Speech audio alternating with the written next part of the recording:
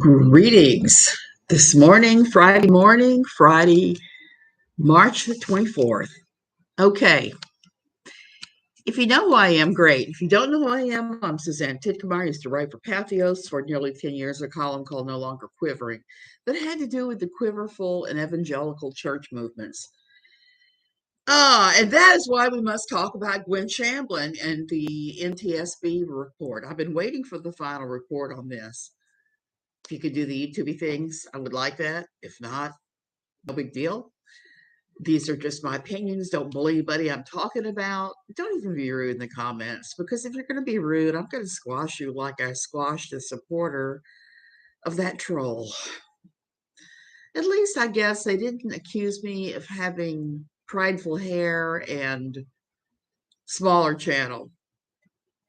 But the truth is, if you show up and you act a fool, I'm just going to squash you. So I'm saying that again because I did get up this morning to some nonsense. And I don't mean nonsense by nonsense. I mean nonsense by a supporter of the troll. Okay, let's jump right in. Is there anybody out there? I see you have a few people. Okay, for those of you who don't know who Gwen Shamblin is, she was a Christian diet guru. I had a relationship with that particular diet thing. I was one of the instructors for the thing. As you can see, it obviously didn't completely take because COVID. I regained about 30 pounds and I'm still working on losing some of that. It's been hard. Shamblin had a program called the Way Down Workshop. And the way the Way Down worked was that you would go to some place and watch a videotape where she would explain that week's theme, and you had a workbook, you had your Bible, you had audio tapes to listen to throughout the week. And the crux of the matter was every time you felt like eating something that you knew you weren't supposed to eat, or that the time was wrong for eating, it would just refer back to the Bible scriptures, the clobber scriptures, and you would let Jesus or whoever, Jesus, God, prevent you from eating or focus on something else. So it was helpful in some ways. I lost a ton of weight on it. I think at the time I lost like 40 pounds. It was a large amount of weight just by using that. The problem with the program is there was a lot of baked in shame about your body and various things like that. And then Gwen went off the deep end and she created a church called The Remnant that denied the Trinity and also said all kinds of weird things. So they ended up kind of outside the norm of evangelicalism, and everybody started branding her that awful C word, the CULT word. And then not almost 2 years ago, coming up on it, May 2021, Gwen and her new husband, Joe Lara, and assorted people were in their plane and it crashed. It crashed shortly after taking off at a place called Percy Priest Lake in Tennessee. And it was interesting at first watching all the usual aviation people I watch all speculating about what caused it. So I've been curious to see what the NTSB was going to say, because they tend to take their time on these investigations. They don't just jump to it and say, oh, it was XYZ. They look at everything. And if there's anything wrong with your pilot's license, like Joe Lara had not kept up with the medical exams he was supposed to. And I don't think he was rated, if I remember right, he wasn't really trained on the jet he was flying. Well, the NTSB report came in, and basically, to boil it down, it said spatial disorientation, the pilot's spatial disorientation. And basically, what that means is that he flew into some clouds. he flew into a cloud cover, which is not that uncommon. That happens. Clouds are in the sky. But here's where the rubber meets the road. If you're trained to fly on instruments, that's not a big deal. You look at your instruments, you keep on flying, and you know where up and down is. If you are flying by sight and you're not trained to fly by instrumentation, it's easy to get disoriented. And that is apparently what they're saying happened with Joe. Joe got extremely disoriented because of the clouds, kept making heading changes, and he kept going up and down, climbing and descending. Then he went into a steep descending left turn, and the problem is that if your descent is too fast. Now, granted, I'm not a pilot. I've had tons of people that I'm friends with or relatives of who've had small planes and who've let me take the wheel for a few seconds, but nothing like pilot training or anything. And I've always wanted to be. One of the things that I've enjoyed doing since I got here is watching all these videos by pilots. Like my favorite has got to be Kelsey of 7 and 4 Gear. He explains a lot of things, and he explains this very thing. So it looks like what happened with Joe is he got very disoriented. And if you're not flying by instrument and you're flying through a cloud bank and you're doing all these different turns, it's real easy to mistake up for down. And apparently that's what they think he did. And by the time the plane went into the steep descent, there was no recovering from it because there's no way to pull the plane up if you're going down too fast because of the pressure of the air and all of that. And there's no lift. So basically, it looks like pilot error. And I had a feeling it was going to be listed as pilot error because pilot error is one of those things that NTSB loves to throw out there when these things happen. They look at the licensure and say, okay, this person's license was not right. Clearly, this is their fault. This is very similar to another famous case that happened, the John F. Kennedy Jr. case, where he was not rated to fly by instruments, or maybe hadn't been rated long. I don't remember which it was. He got discombobulated, turned around, and crashed the plane into the ocean, and they died. Water landings are just incredibly hard. The water's like concrete when you slam into it, is my understanding. That's what made the whole Sully landing on the Hudson pretty miraculous, because he had the skill, the training, the many years of flying to figure out, I don't know, exactly the exact angle, the exact speed, and he touched down and he didn't lose anybody. And that's rare. Usually you hear water landing and you know there's going to be bodies. When this first happened, it really hit me hard. I remember crying a fair amount and just getting very discombobulated over it myself, because all those years I had followed Way Down Workshop, I thought I was over all that. But hearing about her death, it just brought up a whole complex pile of feelings I had emotions I didn't even know I still was holding on to, which kind of segues me into the second thing I wanted to talk about.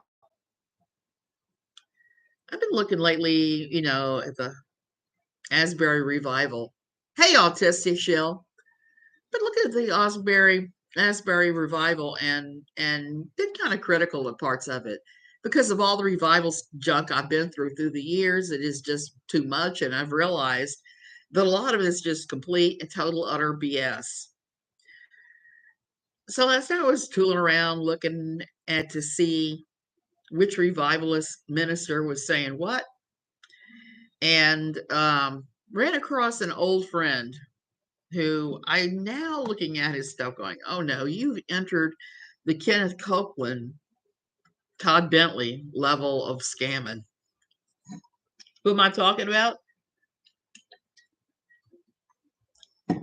A guy by the name of Randy Clark. He calls himself now Dr. Randy Clark. When I knew Randy, he had a church in Harrisburg, PA. He held the Voice of the Apostles conference every year. He held other little conferences throughout the year, and people would go. The very first time I ran across Bethel Redding and their raising everybody from the dead and healing everybody theology. It was at Randy Clark's church in Harrisburg. So I'm looking at Randy Clark. He and Bill Johnson of Bethel Redding are still two peas in a pod. The difference is now they are swearing up and down that they're having feathers, gold dust, gemstones drop from the sky during their revivals. I was always kind of leery of that stuff, even back then, even when I was drinking the Kool-Aid, the high demand religious organization Kool-Aid. I was very skeptical of that crap because I kept thinking there's got to be ways they're faking that. After getting to know a few rogue pastors who've run away from that whole thing, I've come to see that they're actually taught in ministry school how to provoke that if they want.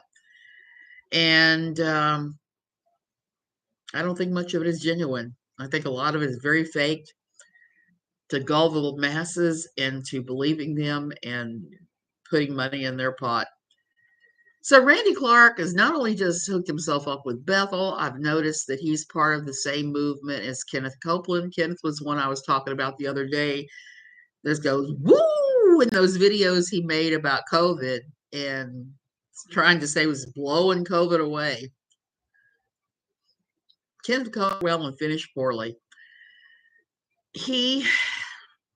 Some of the stuff that he's gotten involved in is just really strange. And same thing happened with Gwen. Started well, ended poorly. And that's really, to me, one of the worst things about all of this. I've said with my own journey out of this nonsense that, you know, when you first leave and everybody is throwing rocks at you, magic 8 balls, they're throwing rocks at you, they're bashing you hard, they're trying to get you to go back and rejoin them and all that thoughts. And you've already seen that there's no great and powerful Oz, that you've pulled back the curtain. You've seen that one little short guy back there who is manipulating it all, who's not the great and powerful Oz. Once you see that, you can never return. You have to keep going on your little deconstruction journey. For me, one of the best things that has happened was after I had deconstructed till there was just foundation, there was just bedrock and stripped away to bedrock. It was clean and swept. Was the ability to come together with other Christians who had deconstructed and to construct a better, healthier faith for myself. If you're listening, if you're watching, I urge you to do that. I urge you to tune out all the negative voices who are trying to punish you to come back. After you've seen there's nobody behind the curtain except the little tiny man, and it's not at all what you were sold, told, taught, anything. At that point, you really need to just say, yeah, no, I am continuing on my journey, and who knows where it will take me. God knows, just in my life journey, I would have never expected to end up in life where I am. And that's a good thing, because I don't know if it would have made me more or less fearful to know what my future held. Okay, you guys, I'm going to go ahead and go. I slept about 10 minutes last night, if you can't tell. Sometimes with the asthma, I get really, really, really, really just amped up and can't sleep. And last night was one of those nights.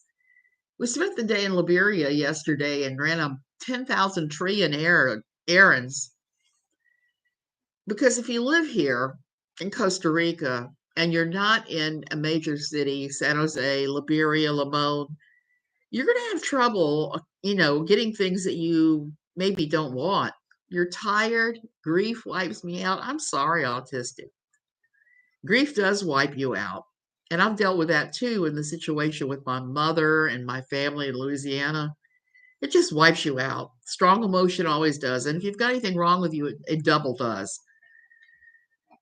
So we were coming back yesterday and I saw that there was high particulate matter in the air. You could see it. You could see when the sun was setting, how it was that There was a lot of, I don't know if it's pollen, it's dust, it's volcanic ash, or some form of Sahara dust, which has already moved through. I thought I could just see it, and sure enough, last night came and I couldn't sleep, and that is usually a good indication that something is going on. So I'm going to be kind to myself today, and I am eventually going to sleep and take a nap. Take a nap with my husband. He naps all day. Yeah, he naps off and on. He's a napper. So I hope you guys have well, I'm not going to say wonderful day. I always say wonderful day. I hope you guys have a peaceful, enjoyable, filled with love day. And I'll talk to you guys later. Love you. Autistic. You lost a 16-month-old puppy. Oh, to mid. Oh my gosh. I am so sorry to hear that, Autistic. Losing one of your fur babies is the hardest thing in the world, I think, in some ways, except unless you lose a child. The last time I lost one, it was pretty bad. Better late than never. Hey, all, I'm getting ready to go. Grace Peter, you're hitting me as I'm trying to go. We said goodbye on Wednesday. Oh, I'm so sorry. And that's really hard when you have to take them to the vet and you have to sit there and pet them for their last times and tell them everything you need to say to them before you let them go. I've had to do that.